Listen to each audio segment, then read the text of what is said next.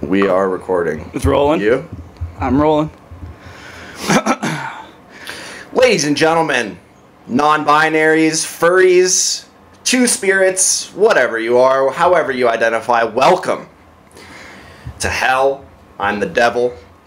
Welcome to the Yomi shop here in beautiful Salt Lake City, Utah, and I am pleased to bring you the 100th motherfucking episode of Two Planker Podcast with your host, me, bitch. It's me. And I'm here with the one and only, the incomparable, lovely, talented, flexible, athletic, Ethan Shafer, everybody. Thank you. Thank you, Emmett. Thank you. Ethan, thanks for coming. I want to get right into it here. We have a special guest. Who's our special guest? Let me see if he's out there. The one only Chris Neltner, a.k.a. Ankilla. Come on in. How crazy would that be, dude? Holy shit. That would be so sick. But for real, though, 100th episode, I'm finally allowed to host after kind of hosting the other episodes anyway, because I can't stop talking about myself. As you know, it's a problem.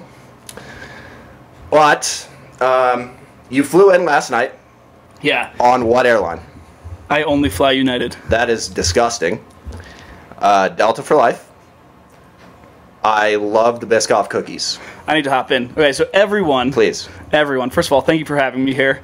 We have video, so this is our first time really properly using a camera to record video. So we probably will not know the proper protocol for looking at the camera versus not. But if you want to go on YouTube, watch the video. So when it comes to the airlines, every single person on Earth says, "Oh, I only fly Delta." Yep. That's why I fly United. Oh, I flew okay. first class here without paying for first class. No big deal, baby. Yeah. All you pores. All you pores. Eat your heart out. You're broke, bitch. Yeah. But yeah, if you're following what everybody else is doing, Emmett the follower. Nice. Yeah, Beta. you're not gonna get the upgrades that you need. Beta type vibes. Yeah. Beta follower. We Constitution. Exactly. That's a direct quote from Ankilla. We're gonna stop talking about Ankilla right now until later, maybe. But so give the background for what's going on here. the background is that I'm him, and that sorry. Okay. The background is that I was contacted by my handlers to interview Ethan for the 100th episode, and I said, why not? You know, I'm a fun guy. And I did some research, and I have some interesting questions. But first, I wanna set the scene here, and then I have a question for you. Go for it. So, you get off the chairlift. You are in Mount Hood, let's say. Yep. Okay? It's been raining all week. You haven't really skied. You get off the lift. Your boots, they're just the right amount of tight. You're wearing the perfect outfit that makes you feel like just a swagged out genius. Okay? You come up over that little knoll thing, and there is a 14-foot flat box. Not too long, not too short. Yeah. Perfect. Okay? The sun shining. Those weird butterflies that come out in the middle of the summer, they're fluttering around you. It's truly magical. Are you visualizing? Are you there? Yeah. Are you there? Yeah. You feel the sun on your skin? Yes. No one else is there yet. Yeah. So no one's going to see you if you eat shit. Okay? In this situation, Ethan Shafer, what trick are you doing, and go? Okay, so this is basically exactly what happened at Mammoth this year, and the current trick I'm working on. So prior to this, it was a blind 4. I wanted that for years, but then we learned that once we actually wanted to learn tricks again. Yep. So now I'm working on my switch 2 on plus any other combo. Which way? I only spin left. So switch tails or switch lip? Well, I would approach it dead center. We're not doing urban on to anything. If we're going, at least if we're going switch. Band. I'm just kidding. You should do switch tails. It's I think it'd be easier. switch tails. Yeah. It's much easier. Yeah. I've caught my tips doing a switch lip more times than I can count for sure. Yeah. It's The most first dangerous trick. first success for that. So I was trying it all day, locked in, and then just did switch 2. continuing 4. Switch left. Post it right on the gram. Oh my god, I saw that. Yeah. I saw that. I ran the likes up, dude. I shared that with all my homies, dude. Yeah. Straight, gay, non-binary, trans homies. All my homies saw that shit straight up. All right. Hell yeah. Before we keep asking questions, though. No. Okay, yeah. Before we keep asking questions. Whose fucking show is this? This is big, dude. This is big. I'm teaching Emmett how to host. You gotta set don't- the scene, dude. I don't need that. So Emmett, last time we talked for your interview. I like to get right into it. Yeah, you were like, yo, let me reverse interview you for You episode don't 100. like the weeds. I live in the weeds. Yes. Well, we'll get in the weeds. Okay. You're like, let me reverse interview you for episode Right. 100. I thought that was a great idea. That was kind of the idea I had. And so then summer's going along. I hit you up. We're like, let's do this in person at Yomi rather than over Zoom. Yes. And then I tried to back out of coming to Salt Lake City. Coward. And then Emmett was like, you must. Yes. So on my way back east, I stopped in here. Indeed. What And are you that's doing how- out east? Going to see my family. Nice. My wonderful, beautiful family that all lives in Connecticut. That brings me to my. Well, yeah, that was a great setup. So that's why we're here. You know, I don't do that shit. Yeah. I get right into it. I was just I was at Copper Woodward for Vishnu Week, and I just got back. I just picked Mr. Shafer up at the Residence Inn, a fine establishment. Yeah. Okay. He flew first class, as he said, no broke shit. And I was, well, let me tell you, I was deep in your personal Instagram, pause, no homo, and I saw that you went to UConn. I did go to UConn, yeah. Go Huskies. Yep. What can you tell me about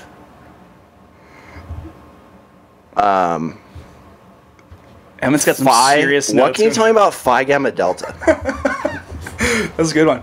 That was the frat I was in, also known as Fiji. And yeah, Do you have a handshake? we do have a handshake. What is it? I can show you it. I'm over caffeinated. Come My over hands are here. very sweaty. Okay. It's like it's, and then you respond.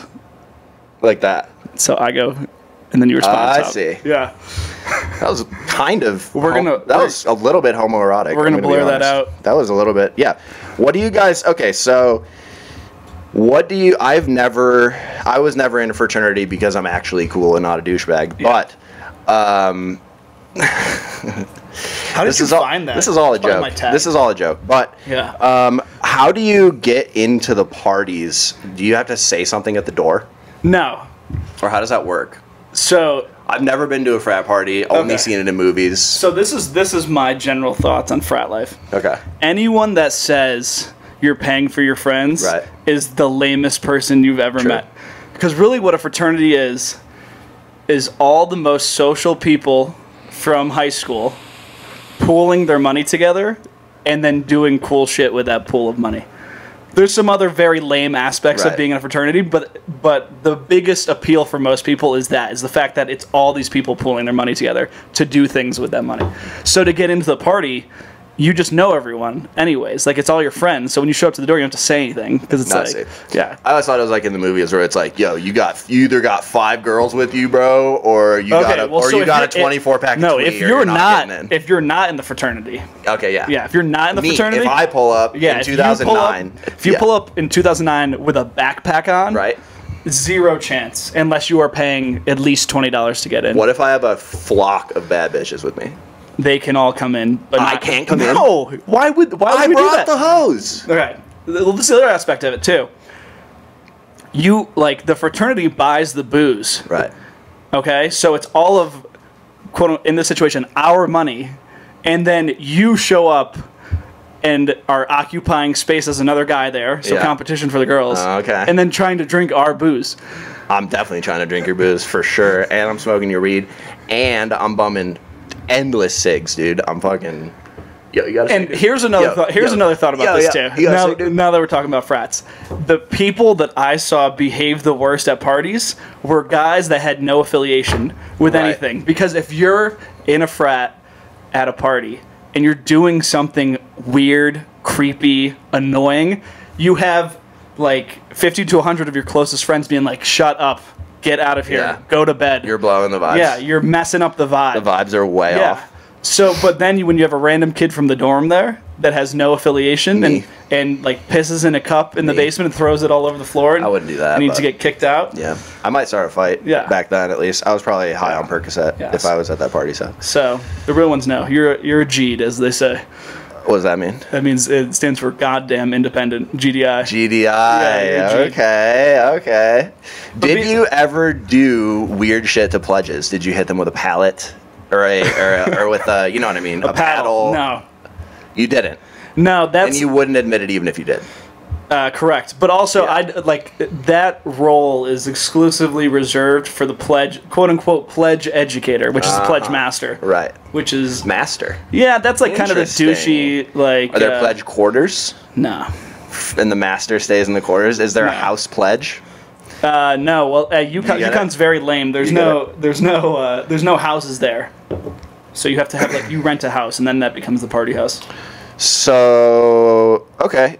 That answers all my questions. I also feel like you would do well in a frat, I think. In another life, I actually got into University of Colorado at Boulder, into their film school, and I think that if I went to Boulder, I would have gotten a frat, and right now I would be like a coked out finance guy wearing like a fleece vest, with a Rolex day date, and like some sensible Ferragamo loafers type shit. But instead, I'm here. So also, I gotta say, you didn't finish your research on that because my frat got kicked out for hazing after I graduated. Yeah. No shit. Well, I just researched as many things as I could on a surface level. Yeah. You got kicked out? You didn't. I didn't get kicked out. They did. They did immediately after I graduated. What kind of hazing were they doing? Cool shit.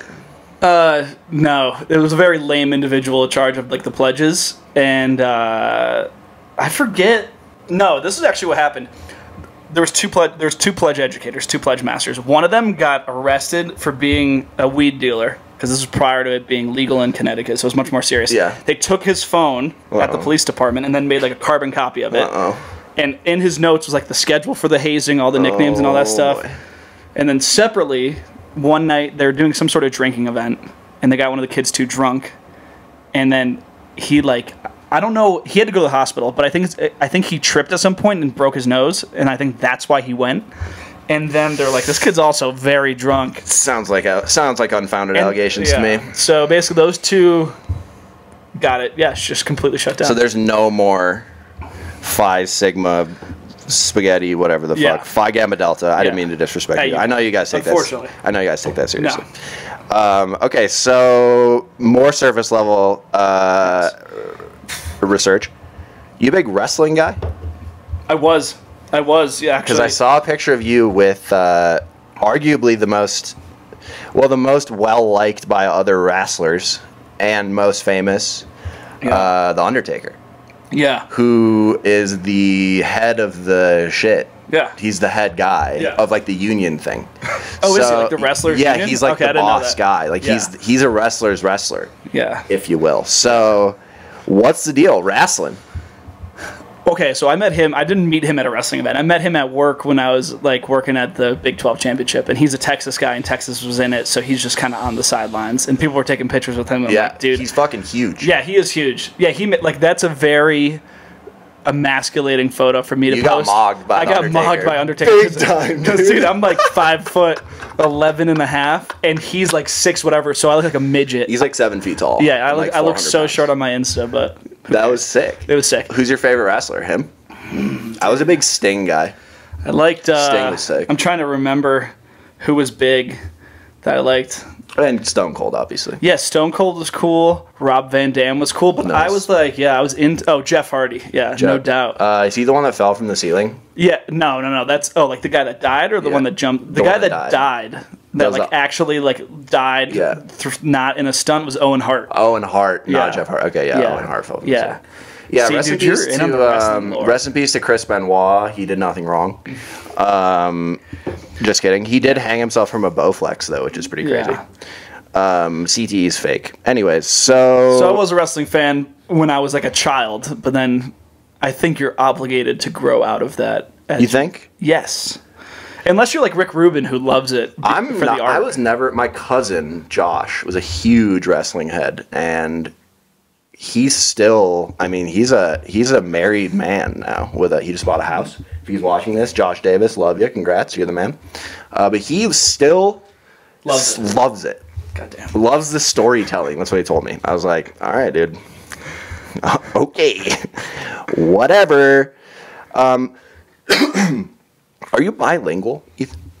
No, I'm not. Because I saw thing I that used to said you spoke Spanish. Yeah, I used to. I can still kind of speak Spanish. Let's hear you say, where is the library? I mean, that's Donde está la biblioteca? Nailed it. Yeah. Folks, education, so important. Yes. So important. I was much better at Spanish at one point. Were you in Spain? Yeah. So this was like one of the best things I ever did, ever. My high school had a Spanish exchange trip. Yeah. So basically, as everyone knows, but for people that don't, you get paired up with a high school in a different country. You get paired up with a student. They come to America, go to school with you, live with you. You go to Spain, go to school with them, live with them. So, yeah, shout out Guzman and his whole family. Nice. I haven't seen them in like almost 10 years. Where were you? We were in a town called Algeciras, which is a very southern port town. It's across the Strait of Gibraltar, or not the Strait, but it's like the Strait goes to Africa, but across the Bay of Gibraltar, I guess is better. And yeah, man, we went there when we were 15. It was actually crazy. You take a flight there with like the whole group and a chaperone, and then you get connected with your Spanish exchange family, and then you do not see a chaperone for like a week. You're just out there? You're just out there with a bunch of Spanish teens just going crazy. Like, Sick. I think the first night we went to a club. Yeah, because everyone's up all night there. Yeah. It's awesome. Which is awesome. It's awesome. So I visit Canada. I should live there. It seems like a place where I would really... Yeah, it's awesome. I would really do well. You wake up at like... Well, you would wake up whenever you want. I had to go to school, but you eat dinner at like 10 p.m. Yeah, I'd wake up at 3 p.m. like I do here, and it would be normal. It'd be very normal. Here, I'm a fucking crazy freak that needs to get a job. I have a job. But there, I would be a normal guy. Yeah. So you're drinking a Tecate right now, which, when I was a drunk idiot, was one of my favorites. Yeah. I'm not saying you're a drunk idiot. I'm saying am. I was supposed to... Let me come clean here. I was supposed to buy champagne for this experience, but unfortunately, I live in Utah, okay? And it's Sunday. It's Sunday in Utah, which means no liquor stores. So instead, we're drinking a room temp Tecate, and I'm drinking a Dad Blaster. I gotta give Depo credit. This is cold. It's this cold? is from the fridge. Oh, yeah. God bless. He's a good man. Depo's here. The Yomi boss, my uncle. Even though I'm older than him, he's my uncle. And I'm actually working at the Yomi shop today all day, but I'm doing this beforehand. But I was watching some of your YouTube videos from when you were a young man. Yes. You have a video on your YouTube that has almost 1 million views. What the fuck? Yeah, it's crazy. It is the most anticlimactic video I think I've ever seen. It's all clickbait. And I just want to point out here that video is 8 years old. Yep. So 2016.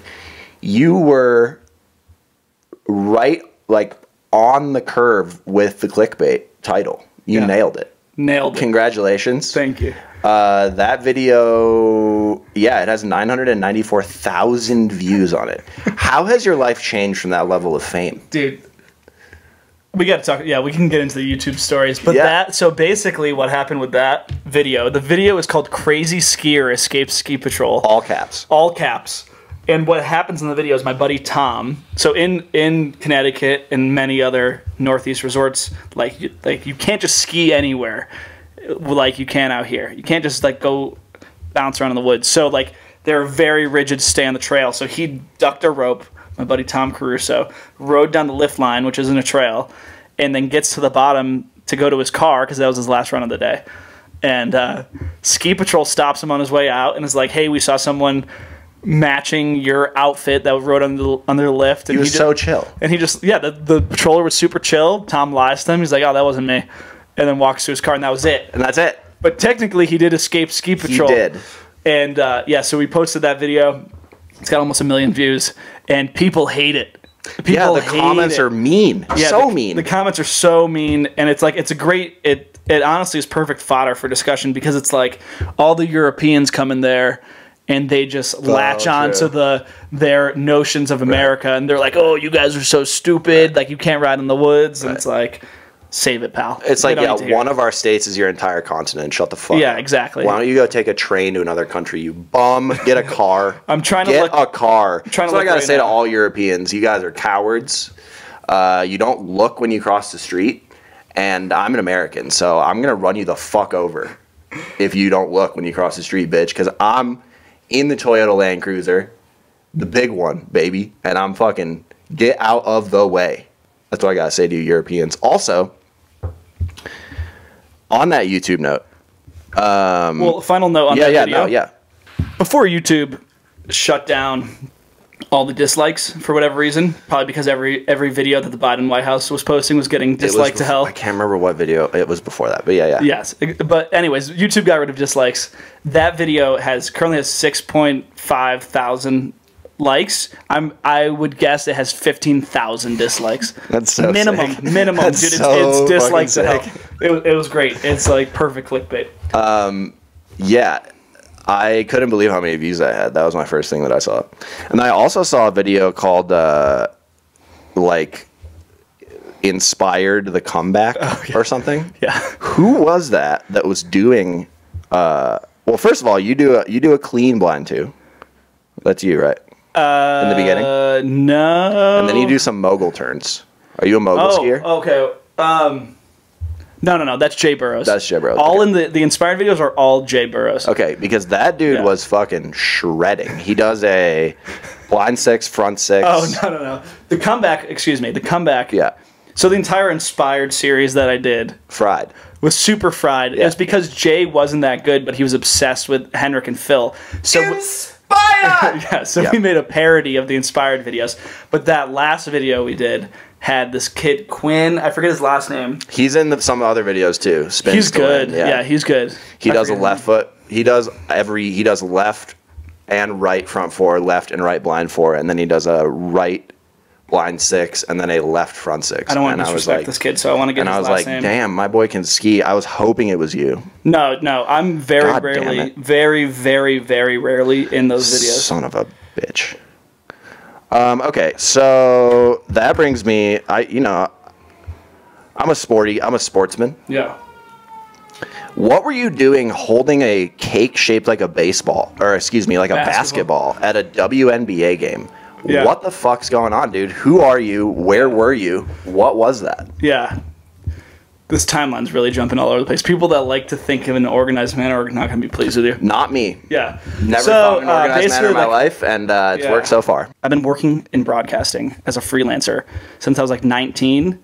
So a lot of like the dumbest, funniest things that I have from my real job were when I was a production assistant, when I was a runner. A runner. Okay, you're a runner. Gotcha. Yeah, so that's when the producer... For ESPN? For ESPN, for NBC Sports, for never CBS, but like I worked for Fox Sports, a couple of companies. Is CBS the ops or just... No, they're just hard to get in, hard to break in with. But yeah, the producer was like, we need somebody to bring a cake out to Holly Rowe.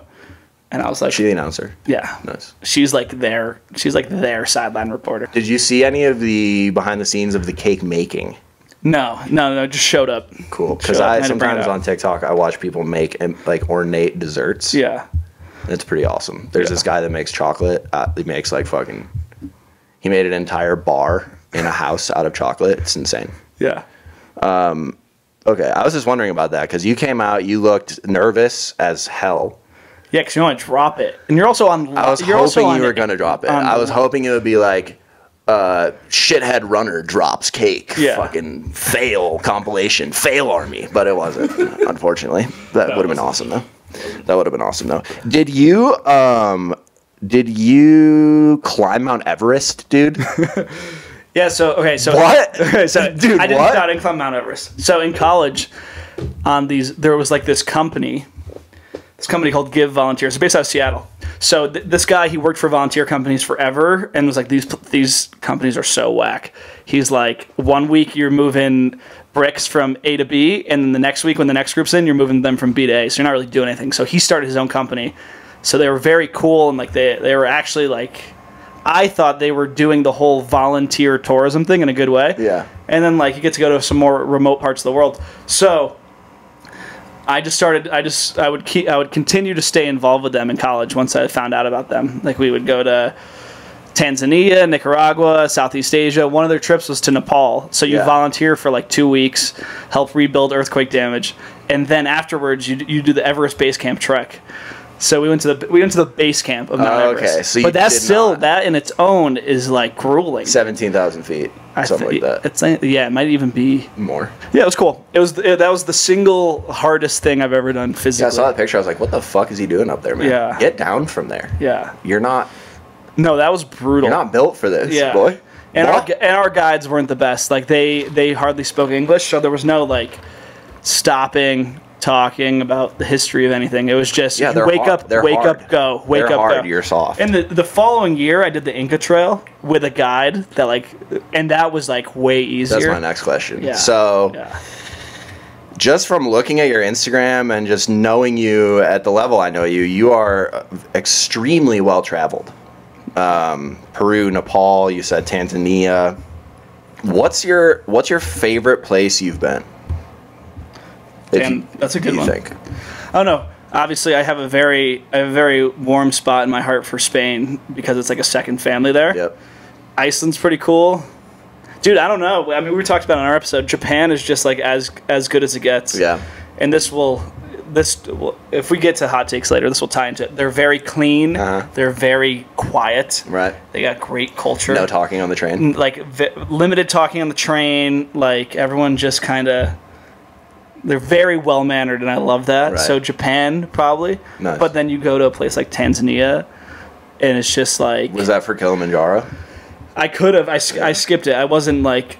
I was like when you see how I know where Kilimanjaro is. It's in Tanzania. Yeah. Fuck. There was the option so it was the same thing. Like you volunteer for 2 weeks, then you could do the Kilimanjaro hike.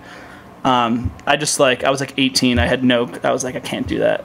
And then after doing the Everest Base Camp trek, I was like I could do that. Yeah, for sure. It's just you walk up Kilimanjaro. You know, that reminds me. This is completely tangential, but it reminds me because this person I'm about to mention right now is climbing Kilimanjaro as we speak with his mom. You're gonna have to bleep this out. Yeah. Okay. But I am excited to announce that skiing for Vishnu. No way. Yes, indeed. Oh, shit. Dude. See you at the top, bitch. What the fuck? How'd you guys sort that one out? His idea.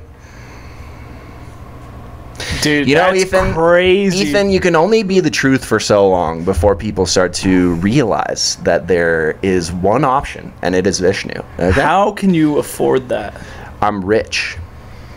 Okay, so we did this in episode 2. You gave us your I'm rich in spirit. Net income. You gave us your net income for 2022, I believe it was. I'd rather not. Yeah. What'd you net last year? About the same.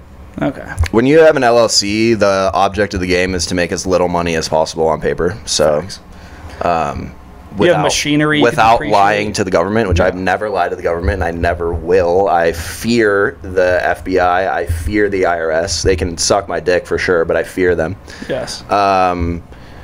And to answer your question, it's going to be a mix of cash considerations as well as collaborative efforts with his company, Bleep This.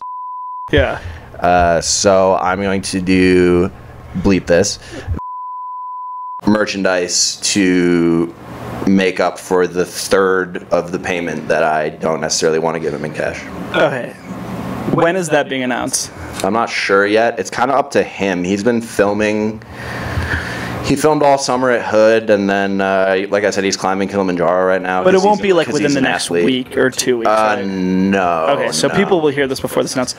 This is big. Yeah, he's riding that ski. So this year I made a Key Plus. Yeah.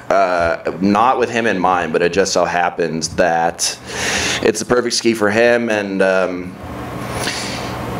I guess what happened was there's this dude named Magnus Norstang, shouts out, who's been riding for Vishnu for a while now. And he is like I don't know what you'd call him, like not a Tanner Hall type, but just in Norway, he's like the OG, sick skier that's still doing it, you know? He's like the Candide of Norway? I mean, in the sense that all these young sick skiers, he is very helpful to them, I guess. Yeah. And he's working on Jib League he's the filmer and editor, and this person's former sponsor dropped him because he stopped doing competitions, and he said, "Are you fucking kidding me?" And they said, "Nope." And he goes, "All right, fucking idiot." Yeah.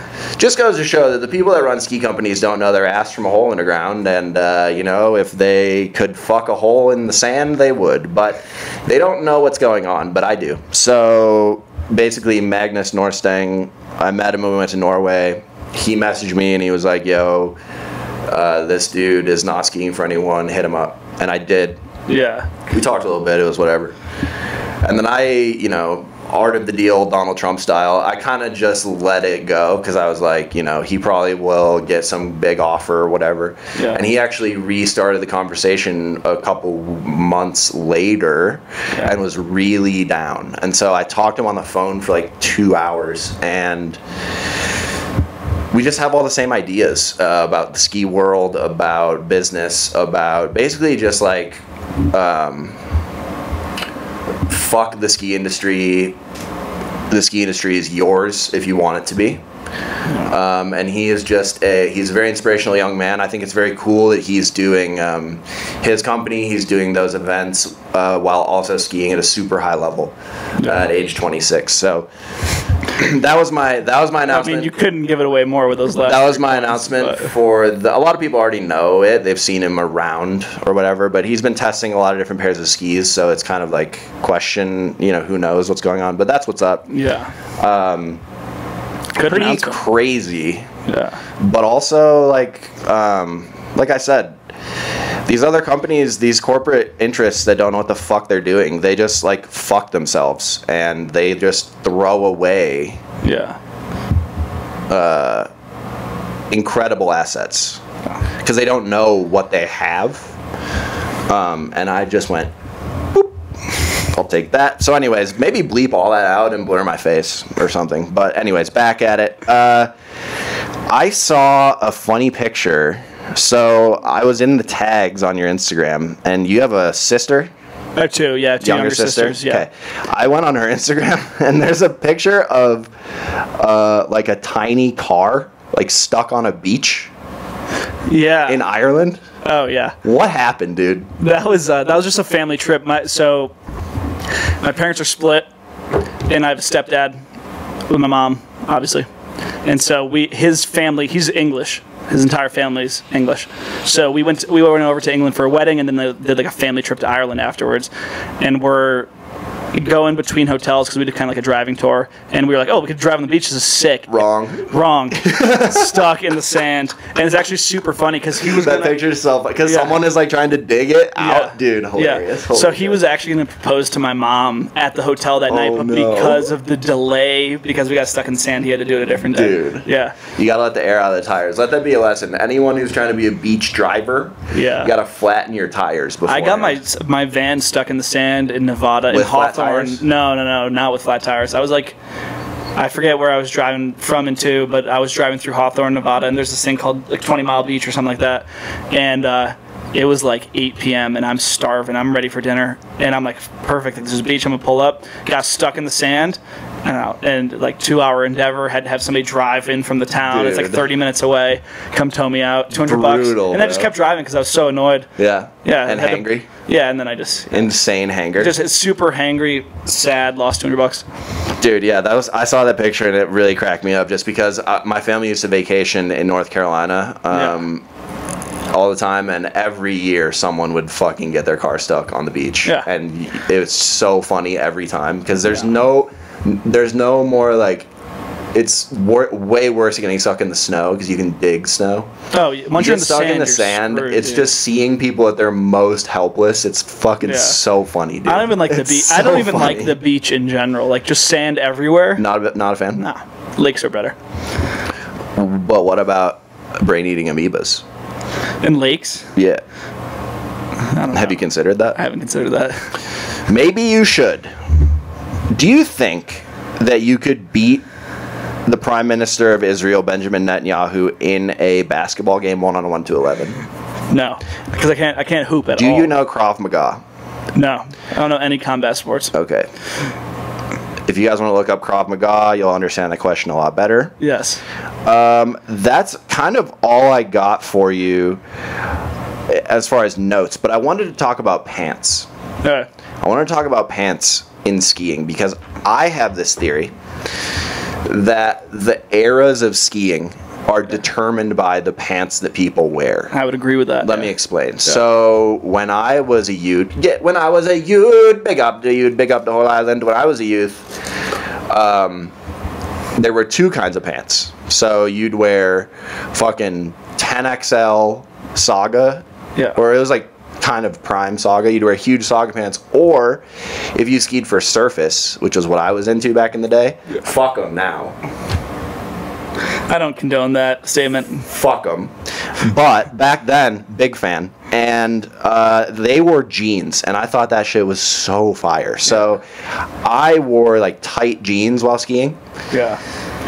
And then you had like Max Hill, who sort of combined those. So he was wearing like tight snow pants. Yeah. And then you have like the track pant era, and then you have like the parachute pants era, and then I think we're going to enter a new era. And I just was wondering what pant era is next, because I don't really know. Thoughts? Pants scientist, pants study. It is interesting. For some reason, the first thing that comes to my mind is jeans. Not jeans. Things that look like jeans. I see. Like materials that look like jeans. Looks like denim. Yeah, but aren't like skin tight. Okay. I think that's what's next. I have no reason for thinking that, other than that's just what popped into my mind. So I'm going to trust that gut instinct. I think it's going to be okay, so I think that ski pants eventually follow culture, whatever pop culture is referencing, but a couple of years down. So I think right now pop culture, I mean, if you watch a Billie Eilish music video, she's dressed like a character from NBA Street Volume 2 out there. She's wearing she's fucking wearing South Pole and jorts and shit. She's wearing basketball jerseys over t-shirts, which was... I could see you doing that. A Bucks jersey. I was wearing a retro Dr. J jersey, actually, and, I have a question and cargo for you shorts. when you're done with this, by the way. But I don't want to forget. I think we're going to go back to matching sets. I think there's an era in skiing, think Simon Dumont or Liam Downey in the all white with the orange hat. I think you're going to get back into people wearing matching pants and jackets. I think that's going to be the vibe. And then, just on a personal note, I hope one pieces. So like the Oakley Medic one piece, that like red check camo with the fur hood. Yeah. Just personally, selfishly, I hope that comes back, because I want to wear a one piece skiing so bad, dude. So bad. Yeah. But yeah, those are my thoughts on pants. I think it's really indicative of how style in skiing progresses, is the pants that people wear, as silly as that is, for sure. Yeah. What was your question? What's your favorite kit of all time? My favorite kit? Soccer players wear kits. But like, I'm talking about skiers wear outfits, but yeah, I'm talking about your a singular fit, not an era. That like, I wore, you can or that point someone to else like wore? A piece of content that someone else. That someone else wore. You point at a piece of content, you're like, that is my favorite thing someone's worn. I'd say the one that influenced me the most when I was younger is that video of Max Hill, and he's doing like tail taps and nose taps going really fast over like a big flat box. Yeah. And he was wearing like black tight jeans and like a Raiders jacket. I like that. I'd say that was the most influential to me personally as a youth. Yeah. I need to think about that for a second. I can tell you mine in the meantime. Yeah, go ahead. I like, my favorite kit is also like kind of a tighter kit. I love Meeks' look in ON3P3. I like the no helmet, no eye protection at all, maybe sunglasses, flannel, and ski pants. That's it. I like simple. Mine is also Foster Meeks, but it's a different era. It's Foster Meeks when he was riding at Raging Buffalo. Yeah. And he was wearing jeans. Yeah. And like a wife beater and the Surface Outsiders that were like this. Yeah. You know the ones? That was epic. Whenever I see him, we've been friends for a long time, but whenever I see him, I'm always like, bro, you gotta start wearing fucking jeans again. And he's always like, shut the fuck up. I'm like, no, dude, no, please. No, honestly, he's onto something because like he was wearing a Giants jersey. Yep. Like the baseball Giants. Yep. Button-up jersey at Mammoth. Fire. Actually, another influential outfit that no one has seen probably just because he was my close friend and like it was a long time ago, but the dude that took over Ninth Ward Skis, his name's Nathaniel Stiza, is one of my best friends for so long. He lives in Wisconsin now, getting married. Congrats, Dickie. Whoa, he moved. Yeah, congrats, Dickie. Yeah. Love you. He one time was at Sunburst Resort in Wisconsin, and he was wearing an orange helmet. He was wearing a thick knit, like grandpa-ass sweater, and he was wearing sweatpants that were sagging like to his mid-thigh, probably. Yeah. And I was like, who the fuck is this fucking guy? Yeah. And then we went on to become friends. But I remember influential outfits to me are anything anyone wears where I'm like, what the fuck is that? You know? Yeah. In any era, really. Because I just have an appreciation for people that take risks like that. That's kind of what I like. Yeah. Maybe this coincides with that. I like it if you look like you just walked off the street and now you're skiing. That's how I dress. I like people that don't look like they're dressed to go skiing. Yes. Yeah. The last 2 seasons, I've worn full polo sweatsuits while skiing every day. It's so swaggy. The only problem is you can't fall, which I don't do tricks anymore anyway, so I don't fall. And I can't keep my phone in my pocket. Emmett's it'll fall off. Emmett's got BPD. I do. You have bipolar disorder. I'm on that fire. I got that fire shit. I got the black on black. I got the black on black Mercer 3 polo hat. You don't even know what this is. He's got horsepower. You don't even know what this shit is, bro. Yes. You know I'm polo down. Jesus Christ. Polo down. I do like your flannel a lot. I'm big. That's not really a flannel. It's more of just like a tartan. Ooh, design. He knows. I would straight up buy that off you today. I like that. Thanks. I think it makes me look cute. Yeah. I got to a point in my life where I only wear polo and clothes that my friends make. So that's pretty cool that I can fully dress myself in clothes that my friends make. I got some good lore about this flannel. The only spot I buy my flannels now is it's a flower shop in Seal Beach, California. You literally walk into a flower shop, and in the back they have a small corner where they sell clothes. Sick. And it's one guy that makes flannels that have he thrifts them and then does something like in like the washing process that makes them very soft. Yep. So you don't know where he gets them from, and you don't know his process, and they're very comfortable. I think he's probably enzyme washing them, which is smart. It's very comfortable. Nice. Flannel talk.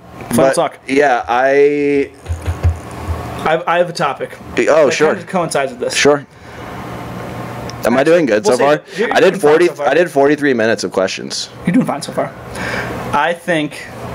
Let's talk about youth. Was that fucking kind of a backhanded compliment? Chat. Is he talking shit? This would be great. This was Dubs in chat, dude. Dubs in chat. Actually, we'll talk about this later because there's viewer questions related to this. Continue with whatever you have planned. I was just making sure my mic is at the right level. You're good. All right. So are you still recording on your phone as well? Yeah. Did that not cancel out? No, we're good. So don't worry about me, dude. Okay? Tech manager. Don't fucking worry about me, dude. All right, so let's give some people some backstories they want. They need to piece some things together. I was gonna go to viewer questions because we can throw in some. Let's sprinkle in some viewer questions. They're pretty good. I am the host. Yeah. Ethan. You know, it is hard. You gave me the reins. If a guest did this to me, I'd be like, what the fuck are you doing? You gave me the reins. Let me hold them, daddy. Yeah, do your thing. All right. Let's see here. What's your favorite pair of shorts that you own? I only own one type of pair of shorts. Yes. What are they? I think it's kind of hard to say. The THE model from Lululemon. Lululemon guy. Yeah. Did you know that the owner of Lululemon called it that because he was making fun of Asians? Really? Did you know that? Oh, because they couldn't pronounce Lululemon? Yes, that is a fact. Yeah, that sounds like Isn't that crazy? Yeah. No, it's real. If that's true, he that's confirmed crazy. that. He confirmed that. That's crazy. And he also said that he You should look him up. He's pretty funny. I mean, he's an asshole, but he's pretty funny. He was like, someone was complaining about like Lululemon's not being big enough or something, and he's like, I don't want fat people wearing my clothes. Well, see, I think epic. Dude. I think that's valid because you don't have to be everything to everyone all the time. He's a meanie, but if you're gonna be, he can have a mean company. I like their shirts. Ooh, he's a meanie. All right, so if you could bring back one skier to life and ask a question, who would it be, and what's the question? See, that was okay. I saw the viewer questions. That was my friend Tom asked that. The same one that has the million view video. Shout out nearly to Tom. million view video. He got away. Yeah, he beat the case. I think it'd be Shane McConkey, no doubt. But I don't know what I would ask him. Why did you do that? Why would I pick him? Because he was like... that's what I would ask him. Oh, why did... Oh, yeah. That's fucked up. But yeah. But yeah, you could ask him anything, but like just in terms of like pioneering the sport, that's what I'm very interested in lately. We can talk about that later with the new project I have going on. But to have the vision to pioneer a new type of skiing... To invent powder skis. Yeah, just talk to him. Volant spatula invented it. Yeah, I would love to talk to him. I don't know what I would ask him, but... there would be no Vishnu Wet without the Volant spatula. There wouldn't be this sport without him playing, like, without him existing. Before Shane McConkey, everybody was jump turning on fucking straight skis, and then he was like, what if we made a ski that was like a pontoon? And now we have very rockered Vishnu Park skis. And also, everyone that knew him personally says he was like the dopest guy ever. Yeah, he's a good man. Yeah. He's a good man. He died too soon, though what he did when he died was fucking crazy, which is why I would ask why you did that. Why would you do that? You did not have to do that. But you know, like many great men that have died, it seemed like a good idea at the time. And I get that fully. Fortunate, or unfortunately, rather. Let's get some negativity going here. Let's get into a nego spiral, if we could. Yeah. My favorite thing, I exist in a nego spiral at almost all times. I'm actually doing pretty well today because I ate food. I discovered recently drinking water and eating vegetables. Yeah. At age 33, which is pretty cool. I've discovered recently eating on time. Oh, yeah. Just eat on time. Been eating carrots. And I'll take care of like 90%. I've been eating carrots and drinking water, so be proud of me for functioning like a human being. So, who was your least favorite interview? And Jojo Chaprari asked this. He would ask that question. Well, so did Ryan Voyton. I think Ryan... He also would ask that question. But yeah. I think... See, my answer is going to be very diplomatic, because... pussy. My least favorite interview I've done is because I wasn't prepared, and it was the Shred Sauce interview. Yeah. Because Malcolm isn't like a natural showman. He's a nerdy computer guy. Yeah. And I didn't come in prepared. So it's us having a very disorganized conversation about the progress of Shred Sauce, which led to me having to edit like forever. Right. But that's on me. You got to let this episode go how it went. I do not believe in organizing. No, it's no, I will not edit this episode. Enjoy being completely disorganized and insane. Yeah. I think it's funny. Yeah. Okay, so that's your least favorite. That's probably my least favorite just because, I wasn't prepared for it, and then as a result, I had to work like 4 times harder than I needed to. Have you interviewed someone who turned out to be a fucking douchebag other than me? Of course. No. Nice. Honestly, no. That's like cool. Everyone's been very gracious to be on. What is annoying, but I understand it, is people that want to control what gets put out. Mm-hmm. Hey, cut this out. Hey, any sort of re-recording. Yeah, Emmett did that his first time, but he didn't ask for the re-recording. But things were taken out. But a little bit. Yeah, but honestly, I understand it too, because it's like you want to put out the best content possible. And so if you feel like your first try wasn't the best, fuck it, we can do it again. Yeah, I did. But I'm very lazy, so I'd like to do everything first try with very minimal editing if possible. So this kind of ties into your new project, which we can get into in a second. But how did you end up coming up with or hosting the Giving Flowers? Yes, thing? okay. Because that's a really cool idea. Yeah. I think it's important to pay homage to the people that got us here, because the more you look back, the more you see what's happening presently, it would seem. Yes. You know what I mean? Things don't really change much. Yeah. I'll say this in regards to history. If you do not like history, you're a fool. You're dumb. Yeah, you're dumb. You have to understand. You are dumb. Especially like with the sport. The sport's so new that it's like, why not know 20 years of history? That's it. Like, human history is tens of thousands of years old. Well, all we're asking you to do is learn 20 years of history. Right. That way, when you see a guy who invented the sport, literally invented your sport at the mountain, you can respect him properly. Right. You don't just it's not just some old guy. It's not just some old guy. It's the old guy. It's the old guy, exactly. So, okay, this is what happened. So, all those episodes were recorded in like 2022, 2023. So, Phil Casaubon got hurt at some point. My hero. He was sidelined. And then him and Iberg, who are good friends, they decided to do a live show on Instagram weekly. Okay, so Phil and Iberg, they bring a guest on every week on Instagram Live, give them their flowers. It's not an interview show. It's celebrating people. So that's what they did on Instagram. New Schoolers hosted on their platform, whatever. It all goes out. I think they're like the videos are uploaded on New Schoolers, the videos are uploaded on Instagram, whatever. I wanted to listen to them, and this is the insight into my weird brain. I wanted to listen to them so I could learn about the history, but I didn't want to have Instagram open for like 2 hours. So I went through before anything and just downloaded them all, like just ripped them off the internet and downloaded them on my computer so I could listen to them. Time goes on. I actually went as far, whatever. I download them, right? Time goes on. Iberg reaches out to me at some point when he's kind of getting back in the ski industry because he took a little while off. He hit me up. He's like, "Hey, I love what you're doing. My name's Eric Iberg. I did some stuff in skiing. If you ever want to talk, I would love to be on your show." Perfect. I'm like, this isn't the right time for it. I think he hit me up maybe during football season when I'm really busy. So I was like, we'll put that on the side. I get back from Japan this year. It's March. We're in the 90s leading up to episode 100. So I'm like, oh, cool. I'm going to get some some guys that know what they're talking about. So I hit up Iberg. I'm like, hey, this is the time to do it. Let's have you on the podcast. Me and Iberg talk. Our first phone call was like an hour and a half. Every phone call with him is like an hour and a half. And so he's on the podcast. It goes great. And then afterwards, he's like, hey, we need to do something together. Like, we need to collaborate.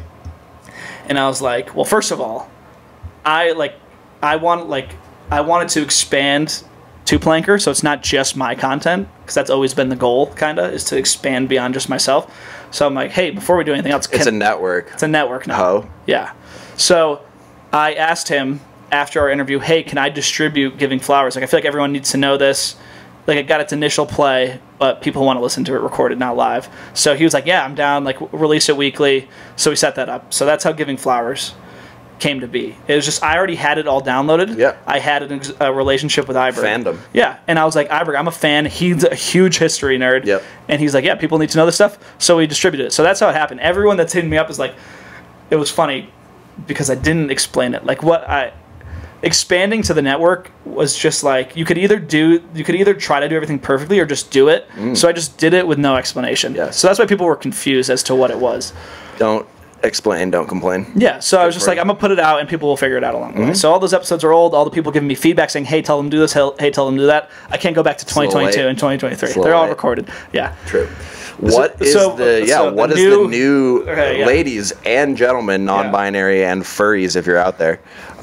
We probably got some furry listeners. You guys are fucking weird, but live your life. What is the new project? So the new show, so after Iberg and I did that, I started releasing Giving Flowers. He wanted to work together. I liked the idea of Giving Flowers because I've always wanted to interview those older guys, but I can't speak to their experience. I wasn't there for any of it. He was there for all of it. So I was like, okay, perfect. I'd like to still interview older guys, and you're the perfect partner for that.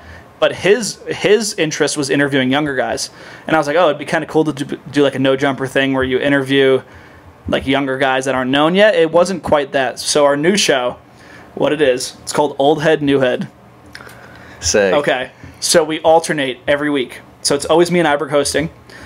1 week we'll interview someone young from my generation, our generation, current generation. And then 1 week we'll interview someone from his generation. And then we'll go back and forth every week for 20 episodes. Sick. And I'm telling you, it's Are those epic. You already have a couple of those in the can, correct? We have, as of this point right now, August 2024, we already have 15 of those episodes recorded. God damn. Yeah, they're long. Yeah. They're long. I bet. Our longest one is 6 hours. I think I know who that is. Well, no, we have 2 episodes. The one I told you about, that's 4 hours. It's 4.5 hours. Yeah. We have another one. I'll bleep it out. It's with in 6 hours because we tell like his whole life story plus all the current stuff. Yeah. So the new show's gonna be Old Head, New Head. I made the album art for it the other day. The other day I woke up at my girlfriend's place and just laid in bed for 6 hours straight editing. And this is the album art for it. Bro, that is so fucking sick. Damn. That's like 300 Degrees and Rising. Hot Boy shit. Yeah. Like Cash Money to that early 2000s. It's the yeah. To the 99 to 2000s. Pen and Pixel was the... Pen and Pixel, yeah. Yeah. Damn, that's so sick. So it's going to be sick. It's, I think...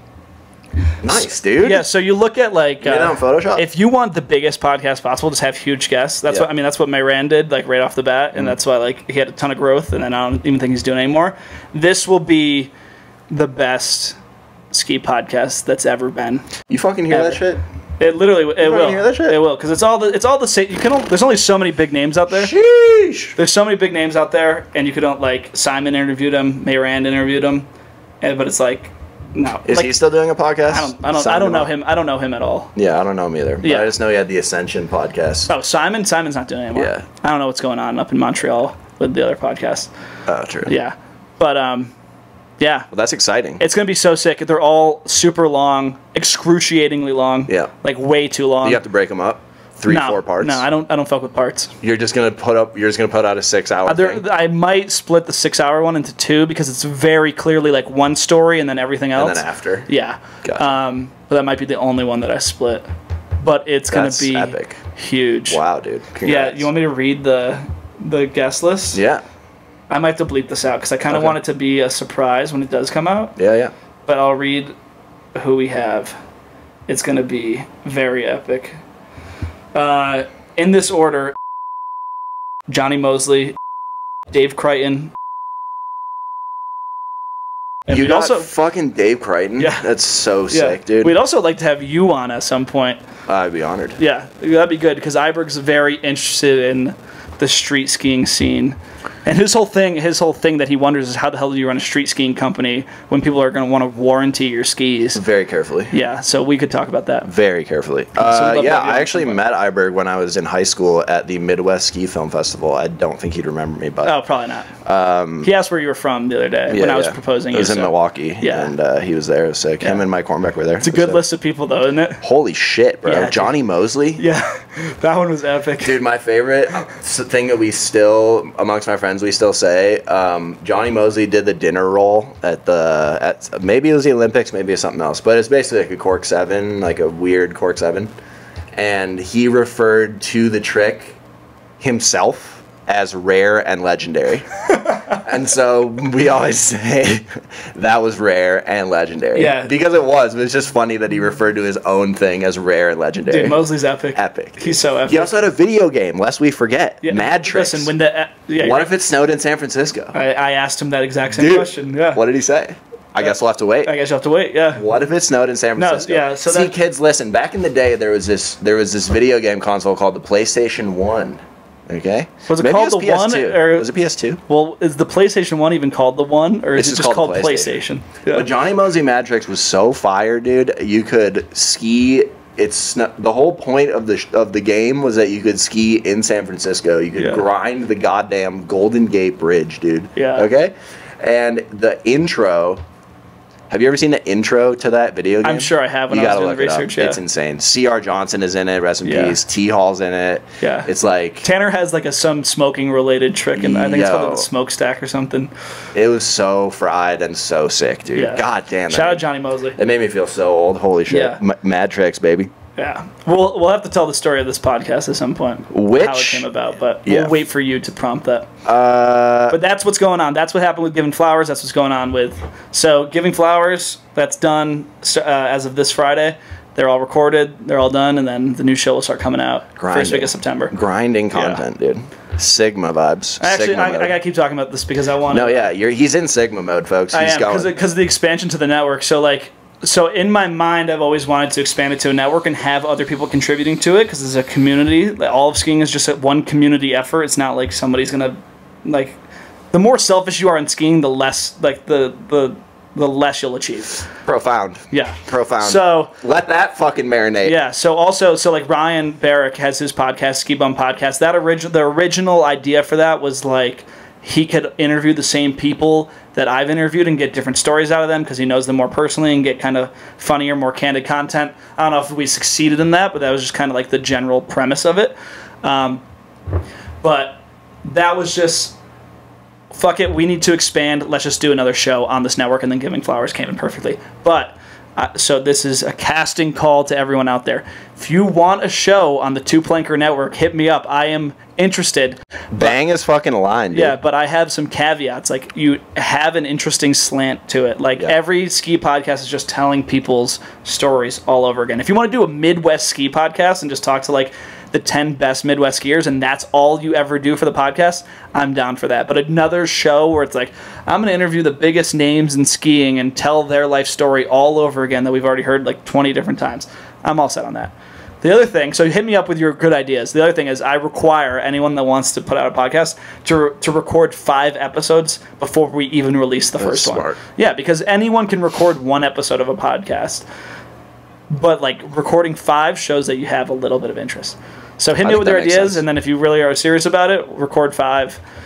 I can't promise anything besides 10 episodes of distribution, but if it's good enough, we'll do it. True. I want to do a show where I just do a different hard drug every show. Yeah. And then I just spiral. Hamilton's Pharmacopoeia. Yeah, Pharmacopoeia, but skiing. And then I just ramble insanely. Emmett's Pharmacopoeia. And then I just send it off. That would be a good show. And then the finale is me in rehab. Yeah. I was trying to get Emmett, a recovering alcoholic, to drink today. I would say that... he didn't like that characterization. I would say that I'm not a recovering alcoholic because I didn't go to rehab and I didn't do the steps. He was just a guy that liked to have a good time. Is that a crime? I'm just a problem drinker that realized that it was a bad idea. Yeah, but I wanted him to drink today. It would have been awesome. It would have been awesome. I want to drink every day of my life, but I don't. Okay, because I have to run this fucking company for you. Yes. Okay. Yes. You see these skis back here? You think those would be there if I was fucking pissed drunk at noon at Harmon's talking shit to the guy at the deli? No. Okay. I used to do that. It was fun. You ever go to the grocery store, just black out in the daytime? Only a Mammoth. So sick. Yeah. Such a cool life. Anyways, yeah, I mean, there's demons and angels. You live with it. Listen to Emmett. Listen to the repost of Emmett's. You know what I mean? Don't if you want to hear his backstory. I hate my voice, and I'm a fucking idiot. I shared way too much, and my dad listened to it and was like, you didn't tell me any of it. And I was like, yeah, I mean, yeah, I didn't tell you any of it. Yeah, maybe a conversation that maybe brought you guys closer together, perhaps. Yeah, that was awkward. I just was like, make sure Mom doesn't listen to it, for the love of God. But I don't think she did, so that's cool. Got some more good questions here from our lovely listeners. So, what is your favorite ski of all time? And what is your favorite segment? Yes. This is actually what I wanted to talk about earlier when we were talking about outfits. So I am incredibly nostalgic. Okay, so my favorite ski of all time is just the ski that I first started learning tricks on, and that's 2013 Chronic. That really brilliantly orange one with the green graphic going down the middle. Yep. I loved it. That's like where I learned all my first tricks, so that is my favorite of all time. Shout out to the sponsors. Because, no, actually, we haven't re-upped it for this year. All right, fuck the sponsors. But, that's my favorite all the time because I have the best memories on it, you know? Yeah. And I think that's everything that I look back on fondly in skiing. So what was the other half Your of that? favorite segment. My favorite segment. Okay, so my favorite segment of all time isn't even the best segment of all time, but I love Logan Imlock's 2013. Or no, I don't know if it's 2013. Whenever Sunny came out. That was refreshed. 2013 or 14. Yeah, it's a Sunny segment where he's like going through the factory and stuff. But the only reason that's my favorite is because I was at the Sunny premiere at the shop called Morsel Monk in Winstead, Connecticut. Damn. Like with all my buddies, and we were like, and it was just like the most creative segment from Sunny. Yeah. And so just like I have a lot of nostalgia for that. I've talked about this on the podcast before. I love the 2010, 2011 LJ Strenio season recap because of the nostalgia. Yeah. Like all the early Traveling Circus episodes, the nostalgia. Like I don't know. I've never been somebody that nerds out and is like, I love this segment because of what it did for skiing or X, Y, and Z. Yeah. I'm super nostalgia based. And also, like, if anyone asks me, I know the your questions don't ask this, but like my favorite skiers of all time are all people that I know personally. It's not. I've always been more interested, infatuated, however you want to describe it, with things that I'm seeing in person rather than pieces of media. That makes sense. I mean, it does. It sticks in your mind more when you see someone that you know doing something insane, you know? Yeah. I think my favorite skier of all time is Monty Wright. Because I don't even know who that is. He's an English dude that I met at Mammoth last year. If you watch like the Jib League documentary, yep, they talk about Monty in it at one of the stops doing well. Great skier, fun skier to watch. But this is what you talked about on the episodes we've done previously. In-person presence. Nothing is cooler than someone that just has a good in-person presence. Right. I do not care what anyone posts on the internet. Right. That has so little to do with my opinion of them. Same. You know? And honestly, it actually works in the opposite direction. Yeah, it works in the opposite direction. If you post big online and don't back it up, right? Oh my God, that is, as the kids say, negative aura as it gets. Negative aura, yeah, bro. That's as negative aura as it gets. I don't even know what negative aura is because I am the Rizzler, but yeah, for sure. Emmett's big on the my brain's Zoomer rotted. talk. Dude, the Woodward Copper this week, we just watched brain rot videos, like brain rot, Travis Scott, like fucking Skibbity. I'm dumber than I've ever been, dude, by a long shot. And I fear deeply for the future of this country. Yeah. But my answer for that question, I just wanted to... Yeah, no, I would like to know your favorite ski. My favorite segment by far, and I told you about this when you interviewed him, and I hope you asked him about it. Oh, I did. Yeah. Was Dave Crichton in Forward. Yeah. The opening segment in Forward, it's filmed in order, or it's presented in order that they filmed it. And he does stuff, if you haven't watched that segment, you should, because he hits spots that would be valid today, and it was in like 2001 or 2. For example, standing bomb drop into a drop-in from a balcony. Second story balcony, standing drop-in to 360 onto a picnic table. To switch, maybe. To switch. Then it's going to switch, yeah. And that right there, he also slides a down rail into a concrete ledge. He nuggets it. Yeah. And then he just does shit that if you put out, it's a part that if someone on Vishnu filmed today, I would put it out. Do you know why he doesn't ski anymore? I think he had... I'm going to beep that out, though, just so people are... Yeah. People can listen to the episode and find out his perspective on it. But he was so ahead of his time, he was the time. Like, he was a guy that sometimes in skiing and in art and in the world think people do stuff that is cool forever. Yeah. And that segment is cool forever. Yeah. He's got he's wearing like a t-shirt on his head. He does, at the end, there's like a jump segment. He does a switch 1 through 10. It's insane. It's so sick. I watch it just for fun sometimes. And to add on to it. Yeah. The man. He was also like a very, very, very good pipe skier at the time. He does a Rodeo 5, or I guess you'd call it like a flare. But he has a very iconic like Rodeo 5 flare type thing. Yeah. Over like a gap that at the time was the craziest thing anyone's ever seen. And today is even crazier because you have to think that pipe was probably formed with people with shovels. So there was no pipe dragon thing. It was just, that thing was so sketchy. Like it has different... the vert is different in different places. Like, shit was so loose back in the day. Oh, my God. Some of those old videos, you watch it, and you're like, awesome. I can't believe nobody died. Yeah. But then people did get really hurt, like Candide on that one thing. Yeah. If you listen to Giving Flowers, and I forget the event that it was, but there was, like, one event where, like, literally everybody competing got broken off and went to the hospital. They were just harder. Nobody was doing math. No. Towing into features with... snowmobiles. Simon Dumont, dude. Yeah. Simon Dumont at PC. You don't see that at all anymore. Bro, it's so fucking dangerous. Yeah. That video of Simon Dumont in that falling out of the sky. That crash. Yeah. Holy fuck. Yeah.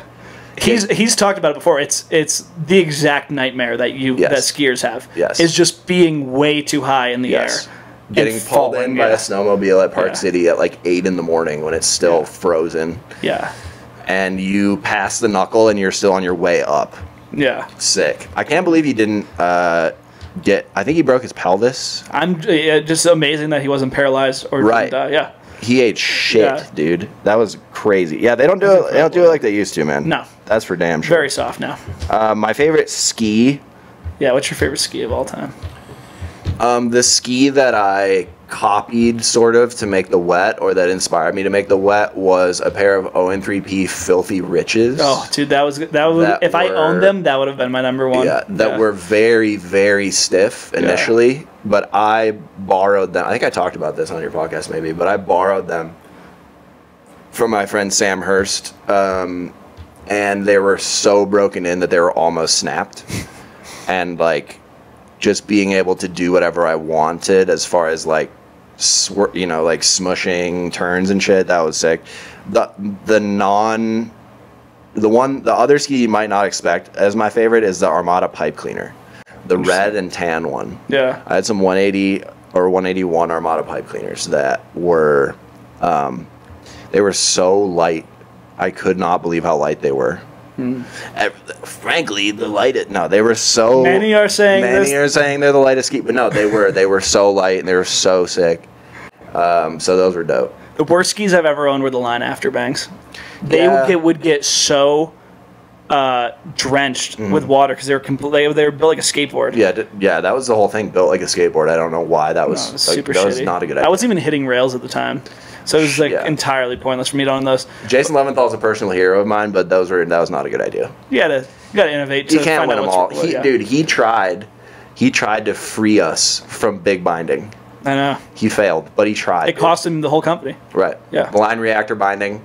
He put his life on the line for us, dude, to try to make it so that you could have multiple bindings or multiple skis for one pair of bindings. And it fucking did not work. Big binding took them out. They did. Yeah. They did.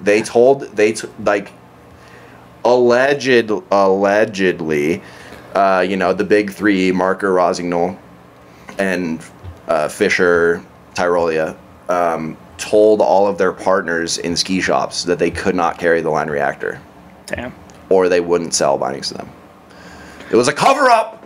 We got to get Alex Jones on it. Yes. It was a cover-up. But yeah, Jason Leventhal is your dad. Yeah. He's my dad, and he's your dad. And you don't have to like the J Skis graphics, but you must respect. You must respect Jason Leventhal. He makes skis now for dudes in Boston that go to Vermont on the weekend. Yeah, for sure. That's what's going on now. And God bless him. And he has his own company. He does well. God bless him. Yeah. He was really the thing that I think that was most important was like sort of changing the idea of what a sponsored skier could be. So he had his whole team, Mike Nick, that whole era, and he basically just got rid of everybody and then started the Line Mountain Command, which was like a flow, grassroots thing, and that brought us the likes of like Emmett, LJ Strenio, like all these people. Whole traveling circus, and he did that. That was so fucking smart to sort of. It's what I do now, which is like reach back and build up. So find new people, put them on. Like, I don't know. I owe Jason Leventhal my life, essentially, is what I'm saying. So I will not tolerate Jason Leventhal slander. Also, listen to Giving Flowers. Get some more of the history with them, too. All the Leventhal brothers did a lot for skiing. He got the first published picture on skis on a rail. He was on ski blades, but he also won an X Games bronze, I think. He did? Yeah. That's so on ski blades, I'm pretty sick, sure. Dude. Yeah. He invented swag. All right. Also, I wanted to say this earlier because I was looking at one of my notes. Did anybody ask my favorite episode? Because we did the negative least favorite episode. I don't think anybody asked my favorite episode. What is your favorite episode? My favorite episode of all time was Dirk Schroemann, and he's the dude that owns the company that builds the Olympic courses. Damn. He was like talking to like the Elon Musk of skiing. Like it's every day you'll encounter people that think small and will give you every reason why something can happen, and those people suck. So it's like the majority of people, though. Most people are afraid to do stuff. This guy had no limit on what he thought was possible. His whole philosophy was like any idea is possible. That's awesome. And worth consideration. And he's like, yeah, it's going to suck for the people that are cutting this, but we can make any feature. That's why he builds like the 9 Night stuff. That's why he builds the Olympic slope style courses that have the Great Wall of China. Like his company does all that. What's it called? Is that the Snow Planet shit? No, I can't remember. It's a German company. Yeah. Yeah. Leave it to the Germans. No, that was my favorite episode because talking to people that There was another German that thought really well. He was Austrian, but he thought really big as well. He did think very big. Didn't work out great. No. But they think big, though. That's the exception that proves the rule, I think. Yeah. We got a Hitler joke in there. It only took an hour and 15 minutes, but we got a Hitler joke in there, dude. Hell yeah. That's good. That was my favorite episode. That was nice. Great. I don't think I listened to that one. It's a good one. He's very... Is that an early one? It's around the last Olympics of 2022. To, like, most of them. Yeah. Maybe I missed Check that one out. My bad. It's very good. Egg on my face. I think that's about... Let me see if we got any more. We kind of covered all of this. How about Spring Pass campfire games? Valid or nah? Rizzed up or negative aura? I enjoy sitting around campfires. I love riddles. Okay. I hate the game Mafia. Yeah. If somebody's like, we must play Mafia, everyone must stop talking. Right. I will leave the campfire and go do my own thing until the game's over and then come back. I also like sitting in silence. Yeah. Well, I just like sit and talk and listen to music. I don't mind like a quick...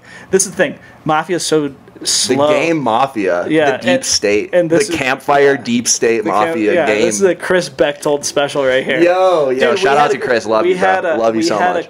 It was 2 spring passes ago, so 2023. We had the biggest campfire I've ever been at. It was probably like 50 people.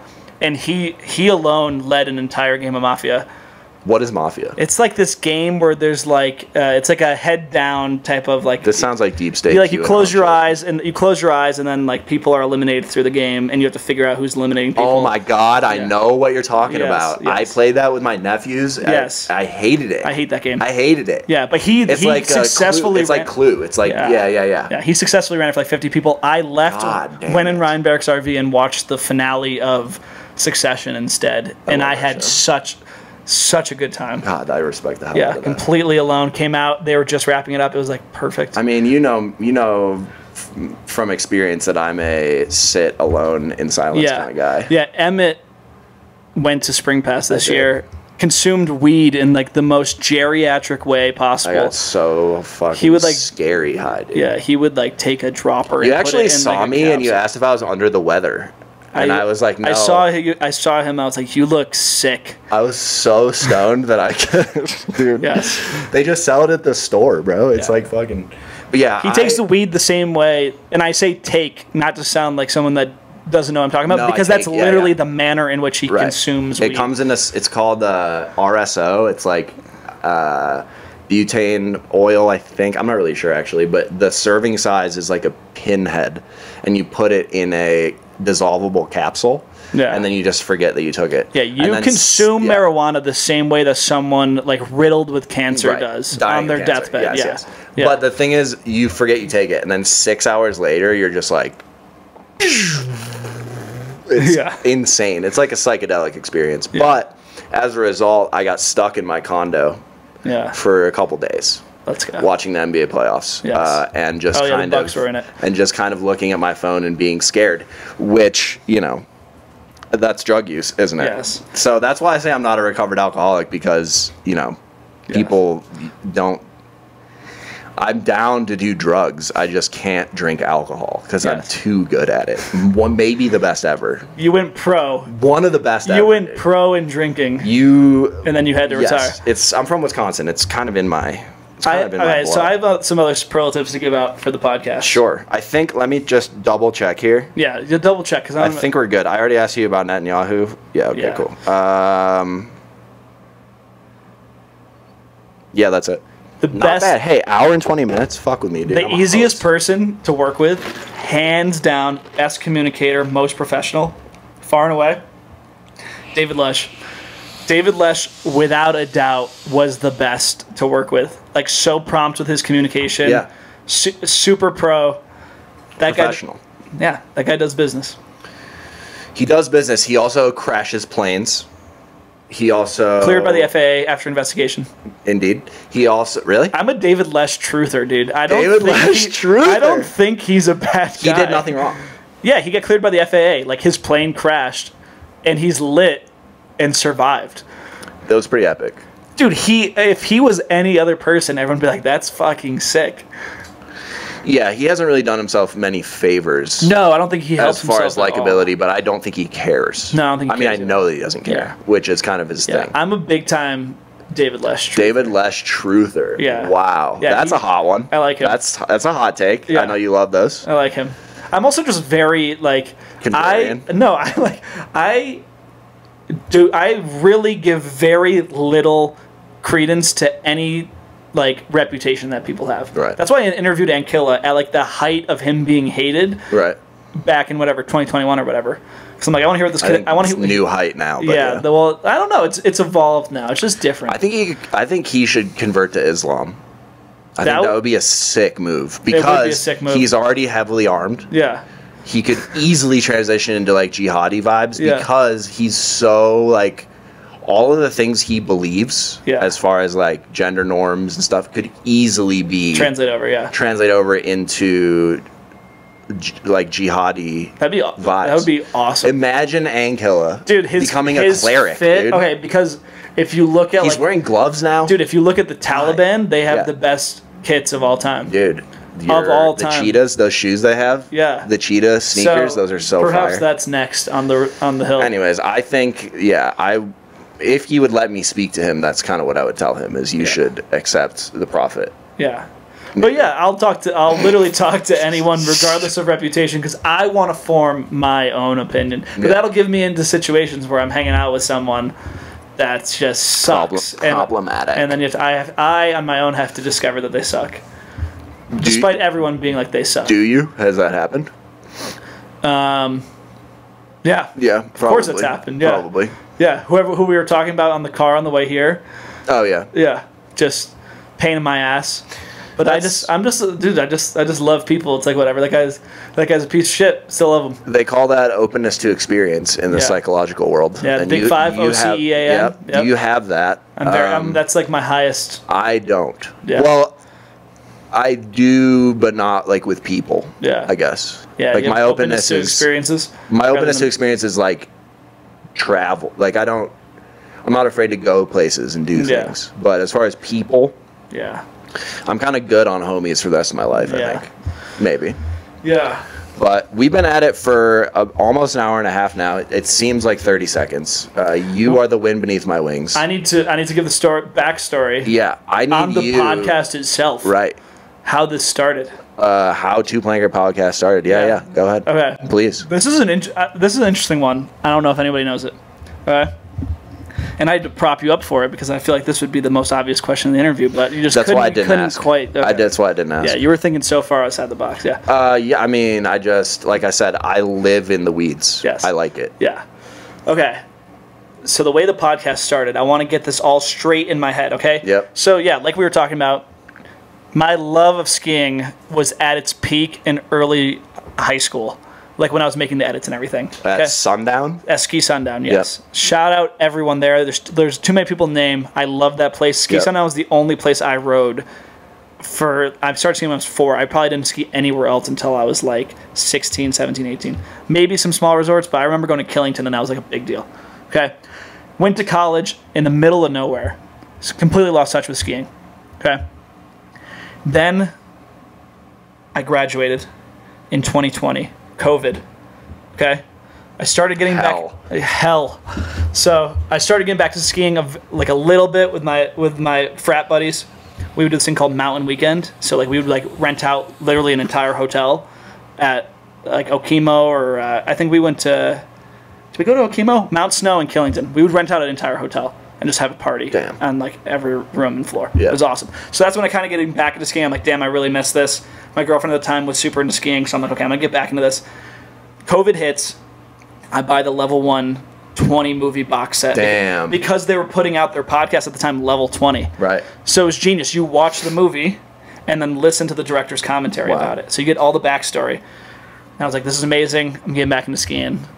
Because like I kind of always knew in the back of my mind that skiing would be the community I returned to after I was done with college. Right. Because college, you have your own little tiny community.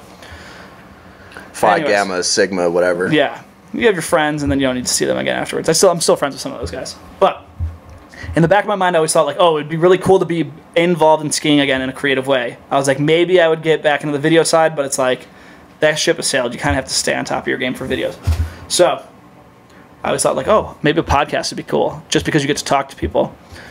You know, part of my take with Barstool, like, they interview all these football players. It's very casual conversation. It's very fun. Okay? So that was in the back of my mind. I want to be re-involved in skiing in some sort of creative context. I'm into skiing. Okay? I go to grad school during COVID, Georgetown University. Shout out. It was all online. Go Hoyas. Yes, go Hoyas. Allen Iverson. Dude, badass old basketball logos and starter jackets. Oh, just so good. So I was like sports management, and one of our assignments, I want to get this straight in my mind, one of our assignments was like do a podcast. It was like a media class. So they're like, do a podcast, have these certain segments, have an interview in it. So one of my buddies works at Barstool Sports. I interviewed him for that. So that was like my first interview on the books. I was like, we put it in there. It went great. Okay. And then another aspect of that degree was you had to do a big final project, like your thesis. And the whole premise of the thesis was identify a problem in sports and propose a solution. So the problem I identified was accessibility in skiing. Yep. How do you make it so poor kids can ski? Right. So Andy was just on the Level 1 podcast talking about, like, it's unaffordable, all this other stuff. So I interviewed Andy. So that's my second recorded interview. Okay? So I have 2 interviews recorded at this point, and they're just for school projects. Just before I started that program at Georgetown, there was like they would send you these things. Hey, there's a guest speaker. Join the Zoom if you want to like there was one with Fauci that I hopped on. Wow. Yeah. So Demon. Demon. He should Demon. be. This we can get into hot takes after. Oh my goodness. He should be. Dude. Yeah. Yes. Yeah. Just kidding. Yes. So. In Minecraft, yes. So they sent out one. They're like, hey, a former NFL football player, Hakeem Valles, who used to play for the Lions, I think. He's gonna be a guest speaker. Join the Zoom if you want to. So I joined the Zoom, and like I was like, I want to work in sports. So I asked him, I'm like, how do you get involved with the NFL? How do you get a job within the NFL, not as a player, like as a supporting role? And he's like, I can't speak to that because I was a player. But if you want to learn more about any industry, you need to sit down and talk to people and pick their brains. And the only way you can do that is if you are providing them value. No one wants to spend an hour of their day that they could be doing something else just talking to you, and like it's just like a one-sided transaction where they're just giving you information. So he's like the best way to do that would be through a podcast, in my opinion. That's what he was saying. Yeah. He's like, if you want to learn more about anything, have a podcast, because then it gives people a platform, and then you're offering them a service in exchange for their information. So I put that in my mind. And he put me on to his buddy who had a podcast called How the Fuck Did You Get That Job? Nice. That was the name of the podcast. Yeah. And it was a great podcast. There's just all these people with cool jobs. How the fuck did you get that job? So then I was like, okay, I already have one with my buddy from Barstool talking about how he got his job. I have this one with Andy Perry, who has a pretty unique job. And then so that's where then I was like, okay, I'll start my own podcast because I need to.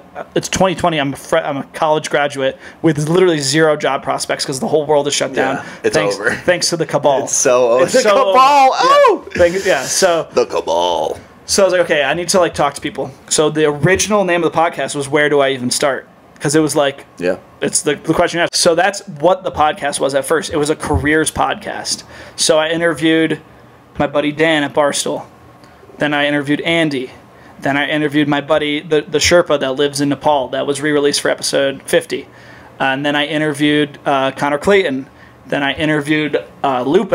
And then once I started interviewing people in the ski industry, I was like, first of all, there's way more to talk about. I could approach this as a fan, all this other stuff. So I kind of abandoned the idea of making a careers podcast and leaned into it being a ski podcast. Okay. And then I just kept on going from there. But it was still under the Where Do I Even Start name, which wasn't appropriate anymore because it had become a ski podcast. It's off message. Yeah. So then we transitioned. So I transitioned. I say we. Whenever I talk about the podcast, I reference it as we to make it sound bigger. That's what I do. It's just myself. Yeah. You know how that goes. I know. So I decided to change it to a ski podcast, but I don't know what name to put for it. So my sister and I were in Key West on a family trip. My dad flies back to Connecticut, and my sister and I are like, we're going to drive home because it's still COVID. There's literally nothing else to do other than homework online. Right. So we're going to drive back to Connecticut. So I'm driving on the bridge that connects Key West back to mainland Florida. And then I was like, okay, like the bomb hole's a genius name. It's like an inside joke within the scene, you know? Like, what are some other inside jokes? I gotta start going through everything. And I remember my friend who's a snowboarder, shout out Grant Harris, OG fan of the show, one of my best friends in the world. He was a snowboarder, so as a joke, he'd be like, "Get out of my way, you fucking two-planker." Like, he would like use it as a derogatory term. And slur. And then it was the ski slur, so it clicked, and I was like, that's a genius name. Went on Instagram whenever no one using it, I was like, thank God that name's not taken. And then it became two-planker, and then shortly after that, I was like, I mean, you know how the creative process goes. Good artists copy, great artists steal. So I just went on and looked at old ski posters, old ski magazines, found the New Yorker cover. The guy. The New Yorker cover, sent it to David Kohlbrenner, who I'd interviewed at that point because he had made Scards. And so he's like one of the first 10 interviews probably. And then I have him edit that, and then that becomes the logo for the podcast, and we just roll off of that for like years. 100 episodes later. The origin story. We're out here. Yeah, 100 episodes, dog. Yeah, so dude, it's literally like involves like NFL players, like all this shit. 100 episodes in 4 years. 100 episodes in 4 years. Yeah, it's like an average of a new episode every other week for 4 years straight. I mean, it's been cool to see. Yeah. To see it develop. It was cool to be involved in the couple episodes that I did, and you've been great for it though. You've been great for it because you like to talk, so it's very easy to have you on, and you're also, I think we talked about this in the last episode, like for lack of a better word, multidisciplinary like I am. Like we could bring in concepts outside of skiing. Multifaceted. Yeah. That's what I like about people that ski for Vishnu as well. We were talking about that the other day. Yeah. People that do things. It's like Terrence Howard on Joe Rogan. Like, he's an actor, but he's also interested in all this weird shit. He's also fucking insane. He's like, call him like a polymath or something. Dude, like, he doesn't have a. That shit was crazy. That's what I enjoyed. But yeah, the podcast has been great to like innovate and be like, okay, every single podcast is just telling people's life story. Right. So like, the opportunity to interview Tom Walsh comes around. Well, I already know every single thing that's ever happened to him ever. Why would I do that again? I could selfishly do it again and just tell his story on my platform. So when I got to interview Walsh, it was like, okay, I'm going to interview him about his project that he's working on, and that's the only thing that we will talk about, other than, viewer questions at the end. But yeah, and then, I don't know, people need to innovate, create, like where I met DePoe, like doing like a small business spotlight. Yeah. Like no one knows these guys' life stories. No one knows why they're doing it. And DePoe's shy. That's the thing. I told DePoe that he could come on this show, and he said, I'm good. Because he likes to be, that's his thing. He's behind the scenes. He had a spotlight, and now he's doing probably arguably the coolest thing that's going on in skiing right now. Yeah, come on down to Yomi, 1065 East, 900 South in Salt Lake City. I'm here every Sunday. But yeah, I have to open the store. I'm an hour late. But it was worth it. It was worth it. Yeah, hopefully people got the backstory they wanted. They saw. We didn't really get into childhood stuff too much, but it doesn't really matter. Nothing really too out of the ordinary. Yeah, I just aimed to entertain. Yeah, I think we did that. Yeah. Episode 100. Ethan Shafer at Yomi. Go fuck yourself. Thank you, folks.